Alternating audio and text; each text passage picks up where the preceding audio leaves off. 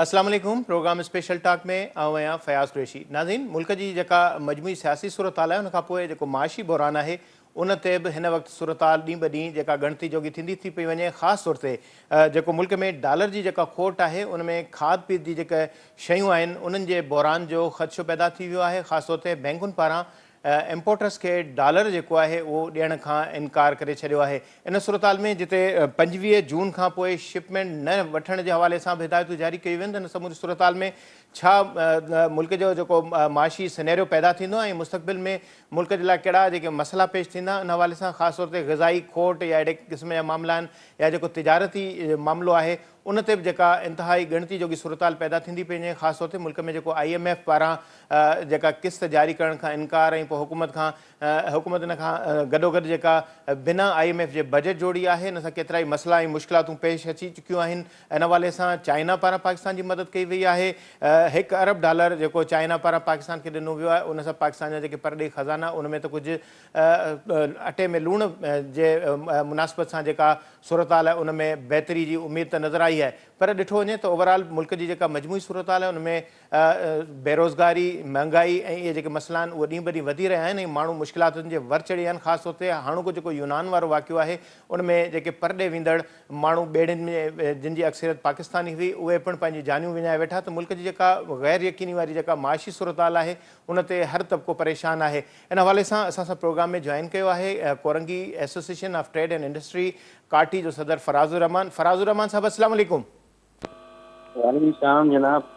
फराज़ुर रहमान साहब, इस वक्त मुल्क की जो मईशत की जो सूरत हाल है इंतहाई मुश्किल तरीन जो है वो माहौल पैदा होता जा रहा है। IMF की जानिब से जो किस्त जारी नहीं की गई और मुस्तकबिल में पाकिस्तान के साथ ना चलने के हवाले से जो बातें गर्दिश कर रही हैं और इस तरह के मामलात हैं तो GDP की जो ग्रोथ है वो भी नहीं हो रही और अब जो है वो डॉलर की जो है वो शार्टेज हो गई है। तो इस सूरत हाल में क्या देख रहे हैं, क्या समझ रहे हैं, क्या सूरत हाल पैदा होने जा रही है?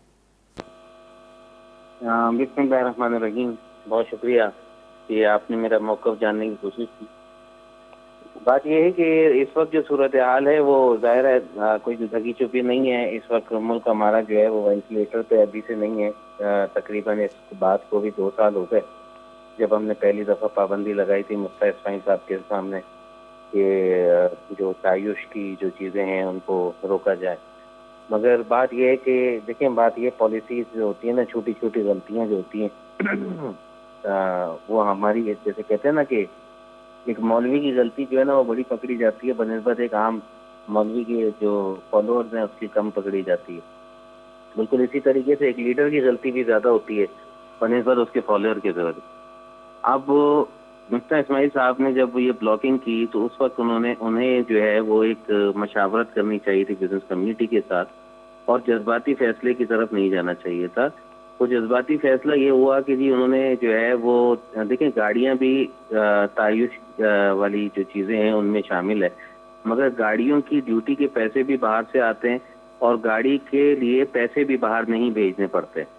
तो इस तरह गाड़ियों की इंपोर्ट को आपने अलाउ किया। बिल्कुल इसी तर्ज पे मैंने मिस्टर इस्माइल साहब को लेटर लिखा और उन्होंने कहा कि आप इसी तर्ज पे जो है वो जितने भी नॉन लग्जरी आइटम्स हैं उन तमाम लग्जरी आइटम्स को आप इस तर्ज पे इंपोर्ट की इजाज़त दें। इससे आपका रेवेन्यू लॉस भी नहीं होगा, विन विन सिचुएशन रहेगी और फॉरेन एक्सचेंज जो है वो भी बाहर नहीं जाएगा बल्कि उल्टा पाकिस्तान में आने के रास्ते खुल जाएंगे। मगर बहरहाल बात यह है कि मैं समझता हूं कि आज भी इसका यही हल है कि इंपोर्ट पे बैन लगाने के बजाय इंपोर्ट को ओपन कर दिया जाए। वक्ती तौर पे इमरजेंसी सूरत हाल में जब टीवी कैमरे बंद कर सकते हैं, जब और 10 चीज़ें कर सकते हैं, तो भाई इस वक्त इमरजेंसी को सामने रखते हुए, माशी इमरजेंसी को सामने रखते हुए इंपोर्ट को फ्री कर दिया जाए जैसे इंपोर्ट पहले होती थी विदाउट IF फॉर्म या FI फॉर्म। तो आप यकीन करें, ना सिर्फ आप with in 2 month is crisis से बाहर आ जाएंगे बल्कि क्राइसिस से बाहर आने के बाद आप जो महंगाई का रोना रो रहे हैं जिससे आम आवाम बुरी तरीके से परेशान है वो भी बेहतरी की तरफ आ जाएगी। इसके साथ आप उन आइटम जो कि टेक्नोलॉजी के हिसाब से हमारे यहाँ इम्पोर्ट होते हैं, जी जी, ठीक है ना, जिसकी वजह से अब फर्ज करें चश्मे का फ्रेम है हमारे यहाँ नहीं बनता मगर लाखों की तादाद में इम्पोर्ट होता है। तो इस तरह की जो भी चीज़ें हैं जो हमारे यहाँ ज़रूरी भी हैं और इम्पोर्ट हो रही हैं उनकी उनकी इंडस्ट्रीज के लिए यहाँ पे ड्यूटी रिलैक्सेशन दिया जाए और 5 साल का हॉलीडे दिया जाए। बात ये मैं चंद एक दो चीजें आपको बता रहा हूँ, आप खुद समझ सकते हैं। आप भी माशाल्लाह मईशत के ऊपर गहरी नजर रखते हैं, तो आप खुद समझ सकते हैं कि ये एक दो चीजें जो मैंने बताई हैं, इससे ही आपका जो है वो फॉरेन एक्सचेंज का सिलसिला जो है वो कितना बेहतर होगा और किस तरह आपकी जो है वो इकोनॉमी ग्रो करना शुरू कर देगी। ऐसे 90 नकात हैं मेरे पास, बैठें बात करें। हम दे सकते हैं पॉलिसी, पाकिस्तान को एशियन टाइगर बनाने की पॉलिसी दे सकते हैं, मगर इस तरह जैसे ये चाहते हैं, जिस तरह से आधा तीतर आधा बटेर। अब देखिए एग्रीकल्चर सेक्टर को भी आप देखें ना, मैं खुद कहता हूँ कि ठीक है आपने एग्रीकल्चर सेक्टर को आसाइश दी, आपने मजीद लोन भी कर दिया, मगर क्या आपने एग्रीकल्चर सेक्टर को ये कहा कि आपने 1 एकड़ में इतनी सब्जी उगानी है और आपने टमाटर सारे साल अगर 20 रुपए का रखना है तो सारे साल 20 रुपए का आपने देना है, ये आपकी जिम्मेदारी है। क्या आपने उसको रेट लॉक किया? नहीं किया। तो बात यह है कि इसी तरीके से जब तक आप चीजों को प्रॉपर तरीके से प्लानिंग नहीं करेंगे, सिस्टम में नहीं लाएंगे, ठीक है ना। मिसाल की मईशत की बातें तो सारे करते हैं, मैंने सबसे पहले शुरू की, मगर मिसाल की मईशत पे अमल कोई नहीं करता, फाउंडेशन बनाने पे कोई तैयार नहीं है, ऊपर से जैसी टेढ़ी मेढ़ी बिल्डिंग चल रही है उसको चलाने के लिए सारे बेताब है। तो बात यह है कि जो सूरत हाल है वो बहुत क्लियर है, और मैं एक पाकिस्तानी की हैसियत से, और मैं ये बात अब बहुत जिम्मेदारी से ये बात कहने को तैयार हूँ कि पाकिस्तान जो है उसमें इतने वसाइल हैं, इतनी पाकिस्तान की जो है वो मामलात हैं कि आप यानी सोच भी नहीं सकते कि पाकिस्तान जो है वो दुनिया का सबसे बेहतरीन मुल्क है, खित्ते के हिसाब से, मौसम के हिसाब से, लोगों के हिसाब से, मैन पावर के हिसाब से, ब्रेन के हिसाब से। ये कौमें ऐसी कौमें तो मिलती नहीं है, लाजवाब कौम है। बस हमें अच्छी लीडरशिप की जरूरत है, अच्छी गाइडेंस की जरूरत है और अच्छी पॉलिसी की जरूरत है। अच्छा फराजुर रहमान साहब, जिस तरह जाहिर है इस मुल्क में वसाइल भी हैं, जाहिर है लोग मेहनत भी करते हैं, मगर इस वक्त सबसे बड़ा जो मसला है मुल्क के लिए वो डॉलर का है। पाकिस्तान में डॉलर की बड़ी शार्टेज हो गई है, जाहिर है इम्पोर्ट बंद की है, तो वो हुकूमत का दावा ये है कि डॉलर नहीं है, इसी वजह से ये इम्पोर्ट बंद की गई है। मगर इस वक्त देखा जाए कि पोर्ट पर लाखों टन जो है वो सामान पड़ा हुआ है, वो तो पाकिस्तान की हदूद में पड़ा हुआ है, क्लियर क्यों नहीं हो रहा? उसके हवाले से क्या मुश्किलात हैं? देखिए यही अलमिया है हमारी यहाँ। एक रात को एसआरओ लगाते हैं, अगले दिन कंटेनर रुक जाते हैं। एक रात को एसआरओ लगाते हैं तो अगले दिन कंटेनर जो है रिलीज होना शुरू हो जाते हैं। बात यह है कि जब आपने एसआरओ लगाया, जो डेट है उस डेट के हिसाब से जो उस दरमियान कंटेनर हैं जिनको आप एवोलेट कर चुके हैं और जो आपकी परमिशन के बाद निकल चुके हैं, उनको आपने हर सूरत क्लियर करके देना। चाहे आप उसे उधार पे क्लियर करवाएं, चाहे आप उनसे बोलें कि जी आप अपनी पेमेंट डायरेक्ट कर दें, लोकल मार्केट से डायरेक्ट पेमेंट कर दें, चाहे कोई और ऑप्शन दें, मगर पोर्ट पे कंटेनर रोकने का मतलब है कि आप जो है वो पेमेंट जो है वो पोर्ट हैंडलर के हाथ में दे रहे हैं, शिपिंग कंपनी के हाथ में ब्लैकमेल करा रहे हैं, अपनी आवाम का पैसा बर्बाद कर रहे हैं। वो कभी मलेशिया चला जाता है, कभी चाइना चला जाता है, और वो पैसा, मैं आज ये भी बात बड़े दावे से कहता हूँ कि 10,000 की ट्रेडर की एलसी नहीं खुलती, 1 लाख रुपए ट्रांसफर करना हो शिपिंग कंपनी को तो 10 मिनट नहीं लगते उसको। तो बात यह है कि जब तक इस किस्म की गैर मुनसिफाना किस्म की पॉलिसी बनेगी और खुद अपने पैरों पे खुद कुल्हाड़ी मारेंगे, तो फिर तो मतलब कुल्हाड़ी पे पैर मारने वाली बात है ना। बात ये कि आप अपने ट्रेडर का पैसा बर्बाद कर रहे हैं, वो करोड़ों रुपए, अरबों रुपए जो कि वो बचाएगा तो कारोबार करेगा, वो पैसा जो है वो चला जाता है डिटेंशन की मद में, डैमेजेस की मद में। एक महीने आप लोग पॉलिसी रिवाइज नहीं करते। मेरी तो समझ नहीं आ रहा कि पाकिस्तान किस किस्म के मईशत दानों के हाथ में, वो क्या चाह रहे हैं वो पाकिस्तान। बात ये आप ओपन करें, आपके पास फाइनेंशियल इमरजेंसी है, आपने कब नहीं इमरजेंसी डिक्लेयर की? आपने क्या माजी में कोई इमरजेंसी डिक्लेयर नहीं की है? किस मजबूरी के तहत कौन से बैरूनी आका हैं जो आपको चला रहे हैं? आईएमएफ आपसे रिवर्स हो गया। आईएमएफ जो है उसने आपकी महंगाई का इतना बोझ डाल दिया, आईएमएफ का आपने डरा के महंगाई का इतना बोझ हमारे ऊपर डाल दिया है कि एक गरीब आदमी, एक अमीर आदमी भी अब सोचता है कि यार मैं बेफजूल गाड़ी चलाऊं या नहीं चलाऊं। सही, ठीक है ना। तो बात ये है कि सूरत हाल इस वक्त बहुत खतरनाक है। लॉ एंड ऑर्डर की सिचुएशन ये है, घर में बच्चे दूध से बिलख रहे हैं, रोटी खाने के लोगों के पास पैसे नहीं है। हजरत उमर फारूक रज़ी अल्लाह ताला अन्हु के दौर के अंदर किसी ने एक बात की, तो उसने कहा कि अगर उस वक्त में कोई शख्स जो है वो अगर रोटी चुराए तो वक्त के हाकिम के हाथ काट दो। सही। तो बात यह है कि अगर आज रोटी चुराने के लिए वो सरिया चुरा चुरा के लेके जा रहा है या वो गन लेके रोड पे निकला है, तो क्यों हाकिम वक्त को नहीं मारा जा रहा? क्यों हाकिम वक्त के साथ जो है वो सख्ती नहीं की जा रही? क्यों उसी गरीब इंसान को गोली मार के जो है वो डकैत बना के मार दिया जाता है? बात ये जो सूरत हाल है वो बहुत खतरनाक है।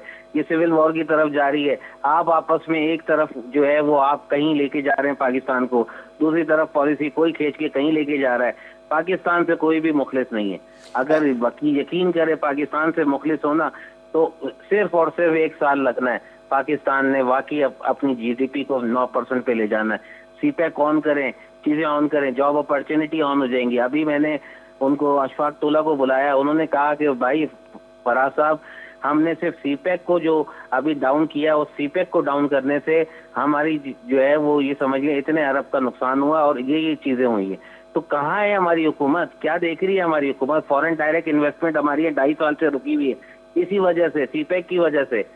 तो बात यह है कि बहुत छोटे छोटे ज़ाहिर है वक्त की कमी होती है, प्रोग्राम में थोड़ा वक्त होता है। सही। मगर मैं आपको ये बता दूं कि जब तक ये मुल्क को जो है वो सही हाथों में नहीं दिया जाएगा, मैं नहीं समझता कि पाकिस्तान की तरक्की मुमकिन है। अच्छा फराजुर रहमान साहब, जिस तरह इंपोर्ट पर बैन लग रहा है, ज़ाहिर है खुराक की अशिया की भी जो है वो कमी होगी, ये मसले मसाइल भी होंगे, महंगाई भी हैं। तो इस वक्त जो कराची में देखा जाए कि सनतें हैं बड़ी मकदार में, तो उसमें भी कितनी तादाद जो है वो कारखाने जो हैं वो बंद हुए हैं और बेरोज़गारी की इंतहा बढ़ती जा रही है। हालत ये है कि लोग जो है वो कश्तियों में भर भर के जा रहे हैं पाकिस्तान से बाहर, और ये एक सुसाइड की तरफ ही कदम है कि अपने आप को बगैर किसी कानूनी रास्ता अख्तियार करने के वो जा रहे हैं और उनकी जो हालत है वो लाशें मिल रही हैं। तो इस सूरत हाल में क्या समझते हैं कि कितनी बेरोजगारी है, क्या सूरत हाल देख रहे हैं आने वाले दिनों में? बेरोजगारी का जो मैंने फिगर अभी कोट किया था लास्ट, वो 60% बेरोजगारी हो चुकी है, जो सिर्फ इंडस्ट्रियल एरिया से है। बाकी आपने कंस्ट्रक्शन इंडस्ट्री को पहले तबाह कर दिया, ऑटोमोबाइल इंडस्ट्री को अलग तबाह कर दिया। मतलब मुझे तो ऐसा लगता है कि हमारे ऊपर जो अब हमारे मुल्क के हुक्मरान नहीं, कोई दूसरे मुल्क के हुक्मरान आ गए जो जानबूझकर हमें तबाह बर्बाद करने में लगे हुए। हमारे जो सेक्टर जो कि यानी ऑलरेडी 2.5% की जीडीपी ग्रोथ हमें सिर्फ ऑटोमोबाइल सेक्टर देता था, उसे तबाह बर्बाद कर दिया। टेक्सटाइल सेक्टर में प्रॉब्लम ये है, गारमेंट सेक्टर में प्रॉब्लम ये है कि एक्सपोर्ट के ऑर्डर मीट नहीं कर सकते वो लोग, ना बिजली है ना गैस है और ना उनको इंटरनेशनली जो है ऑर्डर्स मिल रहे हैं, क्योंकि पैनिक की सूरत हाल है, लॉ एंड ऑर्डर सिचुएशन अच्छी नहीं है।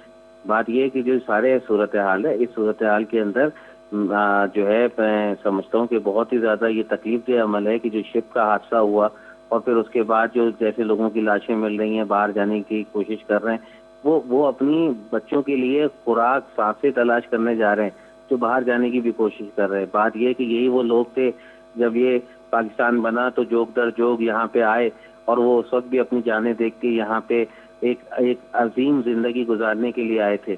क्या ये वही लोग नहीं है जो आज यहाँ से जान बचा के भाग रहे हैं? तो भाई बात ये कि अब भी खुदारा मैं अपने हुक्मरानों को और जो लोग इस मुल्क में मैटर करते हैं उन तमाम लोगों से हाथ जोड़कर विनती करता हूँ कि खुदारा संभाल लें पाकिस्तान को, खुदारा बिजनेस कम्युनिटी पे एतमाद करें, उन्हें आगे लेके आएं। जो लोग वॉलंटियर करना चाहते हैं आपके साथ, उनको वॉलंटियर करने दें। ऐसे नहीं होगा, पाकिस्तान ऐसे नहीं चल सकेगा। अच्छा फराज साहब, आखिरी एक छोटा सा सवाल अगर मुख्तसर जवाब दे दें इसमें कि इस तमाम मसाइल का हल क्या होगा, क्योंकि 1 साल तो मौजूदा हुकूमत भी गुजार चुकी है मगर सूरत हाल जूँ की तूँ है, माली मसाइल मुश्किलात हल होने को जो है वो तैयार ही नहीं, मसाइल जो है वो ख़त्म होने को तैयार ही नहीं, माली मसाइल ख़त्म ही नहीं हो रहे। तो क्या हल नज़र आ रहा है आपको? देखिए, जब फर्ज करें कि जी बारिश होती है, छत पे बारिश हुई तो बारिश के बाद जो है वो किसी जगह सुराख है, तो आप वक्ती तौर पे क्या करते हैं? आप वक्ती तौर पे सीमेंट लेप देते थे उस जगह पे, आप कोई थैली फंसा देते हैं, आप कुछ और कर देते हैं। ये वक्ती रिलैक्सेशन होती है, ये कोई पॉलिसी नहीं होती। पॉलिसी बनाई जाती है। बजट तक जो है ना वो सिर्फ इसी तरह का बनाया है। जो बजट पेश किया वो भी ये कि वक्ती कि चलो हम जरा हुकूमत हमारी वाह वाह हो जाए, थोड़ा सा 4 चीजें हम अच्छी कर दें। बात यह है कि जब तक आप बेस नहीं बनाएंगे, चार्टर्ड ऑफ इकोनॉमी पे बैठकर बात नहीं करेंगे, मैंने जो 90 नकात लिख के रखे हैं, उन 90 नकात के साथ लोगों ने भी एक एक नकात मांगे ना सारी इंडस्ट्री से। सही। पूछे भाई तुम्हारी इंडस्ट्री किस तरह से बूस्ट कर सकती है, वो बताएगा मुझे ये आसाइश दे दो, ये मेहरबानी कर दो। दूसरा कहेगा मेरे साथ ये आसाइश कर दो, ये मेहरबानी कर दो। तीसरा कहेगा ये कर दो, वो कर दो। उनसे बोले जॉब क्रिएशन क्या कर दो के दोगे, वो कहेंगे जी जॉब हम इतनी निकाल के देंगे। आप इसी तरह सेगमेंट वाइज हर किसी से 2-2 नकात ले लेना, आपके मुल्क की पॉलिसी तैयार हो जाएगी। ये पॉलिसी जो है ये फाइनेंस ये इकोनॉमिस्ट ने नहीं बनानी है, इकोनॉमिस्ट तो खुद हमारी ये नौकरी करता है। सही। बात ये बिजनेसमैन ने बनानी है। अगर जिस मुल्क के अंदर बिजनेसमैन को कॉर्नर करके रख दिया जाता है, उस मुल्क का यही असर होता है। सही। बहुत बहुत शुक्रिया फराजुर रहमान साहब। फराजुर रहमान जूं ॻाल्हियूं पंहिंजी जॻह ते जेका माशी सूरत हाल आहे उन हवाले सां ज़ाहिर आहे हिकिड़ो सनतकार सीड़पकार जेको परेशानी जो शिकार थिए थो उहो इहो सोचे थो जेकॾहिं इहा सूरत हाल बरक़रार रही त छा हिन सूरत हाल में अॻिते वधी सघिबो। हुकूमत खे बि घुरिजे त न सिर्फ़ु सनतकारनि खे पाण सां गॾु विहारे ऐं मसइला ॿुधे ऐं मुश्किलातुनि जे हल जो रस्तो ॻोल्हे, न त जहिड़ी रीति माशी मुश्किलातुनि जे वर चढ़ी विया आहियूं। लॻे थो त ईंदड़ वक़्तु अञा बि कड़ो ऐं मुश्किल थींदो। वक़्तु जो ब्रेक जो वठूं था शॉर्ट ब्रेक।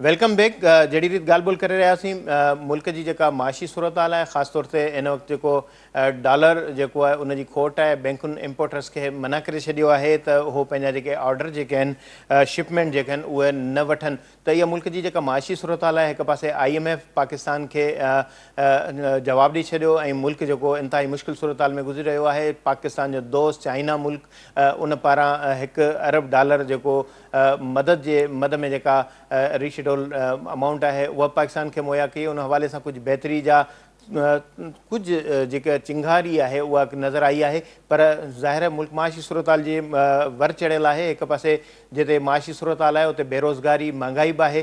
त उन महांगाई सबबु माण्हू न सिर्फ़ु मुल्क में गुज़रान पंहिंजो मुश्किल महसूसु करे रहिया आहिनि। यूनान वाक़ियो जेको ॿेड़े जो ज़ाहिर थियो उन में 400 खां वधीक जेके पाकिस्तानी उहे मौत जो खाज बणिजी विया। गैर क़ानूनी रस्तनि जे ज़रिए उहो मुल्क खां ॿाहिरि निकिरनि था। जेका ह्यूमन ट्रैफिकिंग आहे गैर क़ानूनी तौर ते स्मगलिंग वारी, उहो रस्तो अख़्तियार करणु ऐं पंहिंजी बहितरी ऐं बहितर मुस्तक़बिल जे हवाले सां माण्हू मजबूर थी ॿिया रस्ता अख़्तियार करे रहिया आहिनि। त मजमूई तरह सां हिकु पासे इहा सूरत हाल आहे, ॿिए पासे सियासत में बि कुझु तलखियूं कुझु मोहबतूं इहे रस्ता बि अख़्तियार थियनि था। ख़ासि तौर ते ॿोॾ सतायलनि जे हवाले सां 25 अरब रुपया सिंध हुकूमत पारां वफ़ाक़ खे ॾियण जो मुतालबो रखियो हुयो, पर वफ़ाक़ इन में 2 नंबरी करण जी कोशिशि कई। पर इन हवाले सां सवाद में जलसे से ख़िताब कंदे बिलावल भुट्टो ज़रदारी वफ़ाक़ी हुकूमत में तनक़ीद कई। त ॿीहर वरी कराची में जॾहिं जलसो थियो त उते चार्टर ऑफ डेमोक्रेसी ते रस्तो अख़्तियार कंदे अॻिते वधण जूं ॻाल्हियूं कयूं। त इन समूरी सूरत हाल जे हवाले सां असांखे जॉइन कयो आहे नाले वारो तजुज़ेकार ऐं सीनियर सहाफ़ी मंज़ूर चांडियो साहब। मंज़ूर साहब अस्सलाम वालेकुम। सलाम साईं। मंज़ूर साहब, छा था ॾिसो हिकु पासे सियासत जी जेका सूरत हाल आहे उन में वफ़ाक़ी हुकूमत जा जेके इत्तेहादी आहिनि उन्हनि में बि इख़्तिलाफ़ नज़र अचनि था। ख़ासि तौर ते धमकियुनि जो सिलसिलो शुरू थी वियो ऐं 25 अरब रुपया ॿोॾ मुतासिरनि जे हवाले सां वफ़ाक़ी हुकूमत मंज़ूर बि कया हुया, पर उहे उन में कन लाटार जो रस्तो अख़्तियार कयो। छा सम्झो था त इहे इख़्तिलाफ़नि जी सूरत हाल वधीक वधंदी या ज़ाहिर हाणे मुदो त बाक़ी घटि रहिजी वियो आहे त हिन जेके 25 अरब जेके ॿोॾ मुतासिरनि जे लाइ ॾियण जे हवाले सां ॻाल्हि ॿोल कई हुई उनखे अॼु ॿीहर ॻाल्हियुनि ॿोलियुनि जो अमल शुरू थिए। वफ़ाक़ नेठ गोॾा खोड़े सिंध खे इहे रक़म ॾियण जे हवाले सां मंज़ूरी ॾियण ते इतफ़ाक़ कयो आहे। छा था सम्झो इहे पैसा सिंध खे मिलंदा या रुॻो ॻाल्हियूं थींदियूं? हाणे तव्हां ॾिसो त हीअ इलेक्शन थियण वारी आहे ऐं ही जेके बि पार्टियूं आहिनि हर सभु सम्झनि थियूं त उन्हनि खे पंहिंजे पंहिंजे जेको आहे सो हल्कनि में वञिणो आहे ऐं सियासत में ईअं थींदो आहे त भले इतिहादी पंहिंजी जाइ ते हुजनि, उन्हनि जा पंहिंजा पंहिंजा इख़्तिलाफ़ हुजनि, पर आख़िरकार इन सभिनी खे मोटी पंहिंजे हल्कनि में वञिणो आहे ऐं पंहिंजे हल्कनि में माण्हुनि खे भले उन लेवल ते हिसाब किताब न ॾियणो, पर पोइ बि जेके हिननि वाइदा कया, जेके हिननि ॻाल्हियूं कयूं, उहो असांजो आवाम त हिननि जो एहतिसाब नथो करे सघे। पर कहिड़े मुंहं सां वेंदा कुझु त जेको आहे सो ही जेके हिननि वाइदा कया उहे भले हिननि पाड़िया बि न हा, पर भले मिड़ई थोरो कुझु बि मतिलबु ॿुधाए सघनि त असां तव्हांजे लाइ मतिलबु हीअ फंडिंग हथु कई आहे, हीअ कई आहे। ऐं बेसिकली जेके हे ॿोॾि मुतासिरनि जे हवाले सां जेको हिननि जो पाण में थियो इख़्तिलाफ़, त ठीकु आहे। उन वफ़ाक़ी हुकूमत बेमाने वरितो त ठीकु आहे, असां खां जेकॾहिं इहो थी वियो त तव्हां खुलेआम न चओ आहे असांखे किथे लिक में चओ आहे त असां जेको आहे सो ॾेई छॾियूं आहे। जेकॾहिं वफ़ाक़ी हुकूमत 25 बिलियन ॾिना आहिनि त ठीकु आहे, हाणे पीपल्स पार्टी ॿुधाए सघंदी त असां साईं ॾिसो ॿोॾि मुतासिरनि खे बि न छॾियोसीं, हुननि जे लाइ बि पैसा वठी आयासीं। बाक़ी तव्हांखे ख़बर आहे त हुन 25 अरबनि जो छा थींदो, उहो कीअं जेको आहे सो ख़र्चु थींदा। हिते त खरबे रुपया जेको आहे सो गुम थी विया आहिनि, त कुझु ग्राउंड ते नज़र अचे ई कोन थो त इहे जेको आहे सो हेतिरे 15 सालनि में जेके बि इन में वरी 2010 जी बोर्ड बि आई, न रुगो हितां जी फंडिंग आहे पर ॿाहिरां बि त फंडिंग अचे थी, उहा डॉलरनि में फंडिंग अचे थी, उहा किथे ख़र्च थी। त असल में तव्हां ॾिसो त सिर्फ़ु फेस सेविंग आहे, सिर्फ़ु पंहिंजे माण्हुनि खे ॿुधाइणो आहे त ॾिसो असां होशियारु आहियूं, असां तव्हांजे जेको आहे सो मसइलनि खां आगाह आहियूं, असां एतिरा पैसा वरिता आहिनि, असां एतिरी फंडिंग वरिती आहे। पर ऑन ग्राउंड जेको आहे जेकॾहिं तव्हां ॾिसो ऐं ऑन ग्राउंड सिचुएशन पुछो त उते ॾाढी हालति ख़राबु आहे। उते ॿोॾि मुतासिरनि खे पूरो मतिलबु साल अचे हाणे थियण वारो आहे, त उन्हनि खे अञा ताईं अजा न ठही मिली सघिया आहिनि। उन्हनि जा जिते जेको आहे सो हज़ारे स्कूल ॿुधी विया त उन स्कूलनि जी मरमत कोन थी आहे, उहो ॿार स्कूलनि खां ॿाहिरि आहिनि। ठीकु आहे, त हिन सरकार वटि एतिरो कुझु त हुयो न, हे सीरियस हुजनि हा, संजीदा हुजनि हा, त घटि में घटि स्कूल स्टार्ट कराइनि हा, घटि में घटि जेको आहे सो तव्हांजे जेके बुनियादी उते इंफ्रास्ट्रक्चर जेको आहे सो तबाह थियो, उनजी कुझु मेंटेनेंस करे वठनि हा। भले नओं ठाहिण जा हिननि वटि पैसा कोन्हनि खे, पर थोरी कुझु जेको आहे सो जिते रोड भॻा विया उन्हनि खे कुझु सिधो कनि त उहा हालत त ऑन ग्राउंड ख़राबु आहे। बाक़ी फेस सेविंग जे लाइ ठीकु आहे, हिननि पैसा चया ऐं पैसा मिली विया। अच्छा, फेस सेविंग जी भी ॻाल्हि कयूं था पाण हिकिड़े पासे, ऐं ॿिए पासे बजट जी मंज़ूरी जो सिलसिलो बि जारी आहे। त मंजूर साहब सम्झो था त हिकिड़े पासे उफ़ा साज़ी आहे त मुल्क में चूंडूं न थींदियूं, पर वरी ॿी ॻाल्हि इहा बि उफ़ा हले थी त बजट जी मंज़ूरी खां पोइ जेका हुकूमत जेका उहा ख़तमु थींदी। छा था सम्झो त जेका इन सूरत हाल में इन्हनि ॻाल्हियुनि में केतिरी सदाकत आहे? बजट खां पोइ वाक़ई बि वफ़ाक़ी हुकूमत पंहिंजे मंतकी अंजाम ख़ात्मे तरफ़ वेंदी?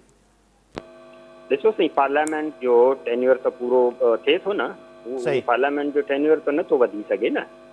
पार्लियामेंट जो टेन्यूअर पूरो थियण सां हुकूमत बि ख़तमु थी वेंदी। हुकूमत जे ख़तमु थियण खां पोइ केयर टेकर हुकूमत ईंदी, ऐं पोइ उनजो कमु आहे त उहा इलेक्शन कराए, इलेक्शन कमीशन ऑफ पाकिस्तान सां गॾिजी। हाणे इहो त आहे असांजो जेको आहे सो आइनी घुर्ज जेका इहा आहे। बाक़ी जेसीं ताईं तव्हां ॾिसो त जेकॾहिं ही डेमोक्रेटिक प्रोसेस आहे हलंदो त इहो ख़ुदि मतिलबु पाकिस्तान जे फेवर में आहे, छो त रुॻो हितां जी सियासत न आहे न साईं।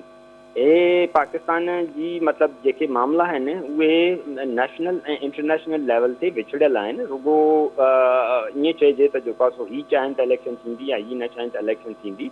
हिननि खे इंटरनेशनल जेको आहे सो कम्यूनिटी सां बि हलणो आहे। अक़वाम मुतहिदा में बि हिननि जूं ज़िम्मेवारियूं आहिनि। यूरोपियन यूनियन सां केतिरा हिननि जा एग्रीमेंट आहिनि त डेमोक्रेसी क़ाइमु रहंदी, त यूरोपियन यूनियन ॾींदी। त रुॻो नेशनल ऐं हितां जी सियासत जो मामिलो न आहे। हिननि खे इलेक्शन ॾांहुं त वञिणो पवंदो, भली ज़रूरु कुझु धुरियूं अहिड़ियूं आहिनि जेके नथियूं चाहिनि त इलेक्शन थिए। ऐं मां तव्हांखे ॿुधायां त उन्हनि में ख़ुदि PTI बि शामिल आहे, त उहे मतिलबु तितर बितर थी विया आहिनि। उन्हनि जी हालति अहिड़ी थी वई आहे त उहे बि मतिलबु पहिरियों त चवंदा इलेक्शन करायो, इलेक्शन करायो, इलेक्शन करायो। हाणे उन्हनि जी बि हवा निकिरी वई आहे, इलेक्शन कराईंदा त केरु मतिलबु उन्हनि खे त कैंडिडेट मिलणु मसइलो थींदो। भले वोट बैंक हुननि जी पंहिंजी जाइ ते हुजे, त कुझु PTI वारा बि इहे अफ़वाह हलनि था त इलेक्शन कोन कराईंदा, हीअं कराईंदा, हीअं थींदो। पर मुंहिंजो ख़्यालु आहे त इलेक्शन तरफ़ इहे सभई वेंदा, सभई इन ॻाल्हि ते बिकॉज़ संजीदा आहिनि। स्पेशली पीपल्स पार्टी मतिलबु जेका सो चाहे थी त इलेक्शन थिए, उनखे कॉम्पिटिशन करणी आहे। सिंध त उन्हनि जे हवाले आहे, पर पीपल्स पार्टी मतिलबु हिकिड़ी रीजनल पार्टी थी वई आहे, त वॾियूं एफर्ट वठे थी त कुझु न कुझु हिन दफ़े पंजाब मां बि खणी अचनि। उते बि जोड़ तोड़ हले थी, त इलेक्शन थींदी ऐं उन में जेको आहे सो कॉम्पिटिशन थींदी। ऐं बाक़ी जेका पार्लियामेंट आहे उहो त हिते कंहिंखे एब्सोल्यूट मेजॉरिटी मिलण जो त हाणे सवाल ई पैदा नथो थिए।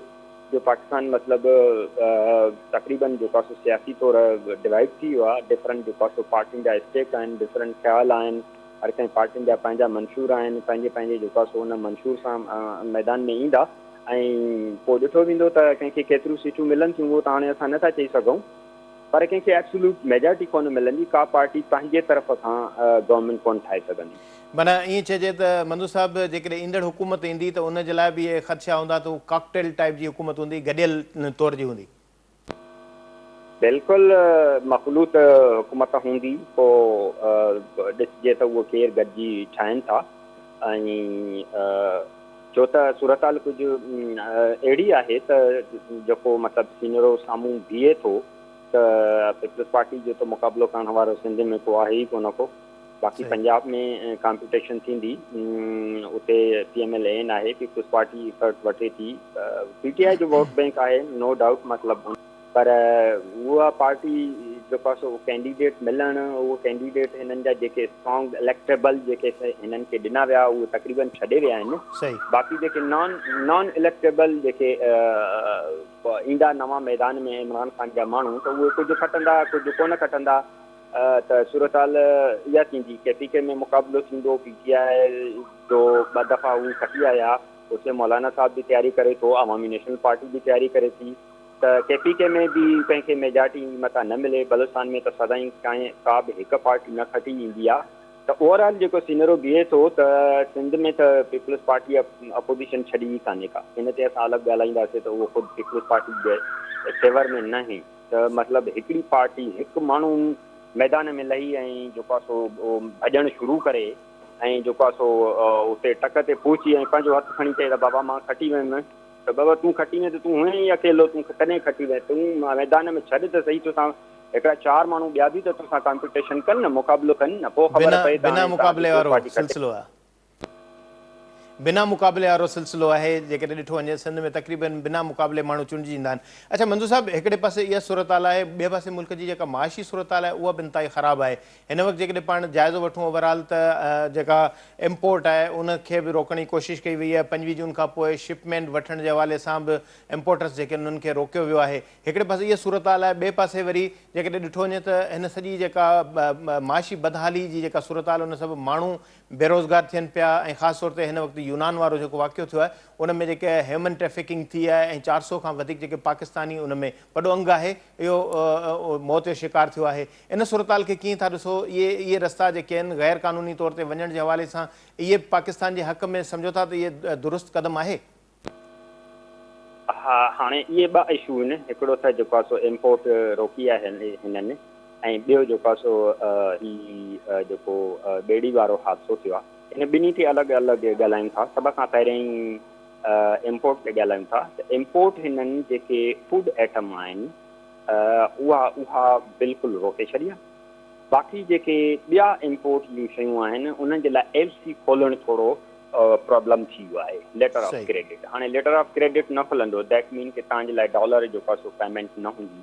त तव्हांखे इहा त ख़बर हूंदी आहे, असांजे नाज़रीन खे बि ख़बर हूंदी त पाकिस्तान माना डॉलर में पेमेंट कंदो आहे, त उन्हनि जो हिननि थोरो ॿियो हल ॻोल्हे वरितो आहे त बाटर ट्रेड कयो। दैट मीन के मतिलबु ईरान खां कुझु शयूं वठो ऐं उन्हनि खे जेको आहे सो कुझु शयूं ॾियो। अफ़गानिस्तान सां कुझु शयूं, उते अफ़गानिस्तान मां मोस्टली ड्राई फ्रूट ऐं अहिड़ी शयूं हूंदियूं आहिनि, उहे वठो ऐं उनजे बदिले में जेको आहे सो हुननि खे कुझु शयूं ॾियो। ऐं रशिया खां आयल वठो, पोइ हुनखे युआन में, चाइना जी जेका करंसी आहे उन में पेमेंट कयो। त अहिड़े नमूने जेका असुलु ॻाल्हि आहे त डॉलर जी खोट आहे, मतिलबु IMF पैसा न आहिनि, पाकिस्तान जूं पंहिंजूं एक्सपोर्ट रुकिजियूं आहिनि ऐं जेके रिमिटेंसिस असांखे मोकिलींदा आहिनि असांजा ओवरसीज़ पाकिस्तानी, त उहे डॉलर बि अचणु बंदि थी विया आहिनि। त जंहिंजे नतीजे में छा थियो आहे त डॉलर टुटी वियो आहे ऐं गवर्नमेंट जेको आहे सो LC खोलणु बंदि कई आहे। ऐं फूड आइटम माना उन जी ज़रूरत कान्हे का, पाकिस्तान पाण फूड प्रोड्यूसिंग कंट्री आहे, हिते असां वटि जाम जेको आहे सो खाधे पीते जी शयूं आहिनि।